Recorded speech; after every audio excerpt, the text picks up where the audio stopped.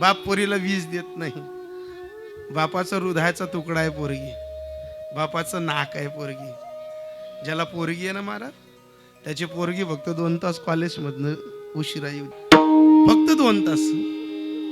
काय काळीच उलट पडतं मग पहा तुम्ही. ज्याला लग्न करण्यासारखी पोरगी असेल ना, त्यानं डोक्यासमोर घ्या की पोरगी फक्त कॉलेजमधनं उशिरा येऊ द्या.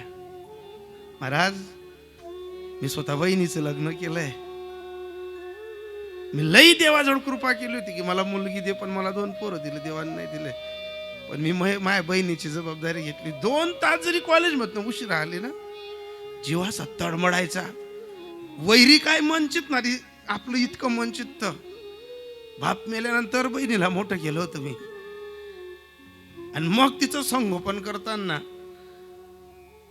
बाप मेल्यानंतर बहीण आणि आपली मुलगी आईचं कर्तव्य निभवतात.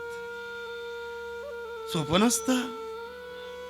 जिच्या जीव गुंतलेला असतो ना, आपल्याला देव आवडत नाही, आपल्याला धर्म आवडत नाही, आपल्याला कोणतंच नाही, स्वतःचा जीव सुद्धा नको, ती सुखी राहिली पाहिजे. ती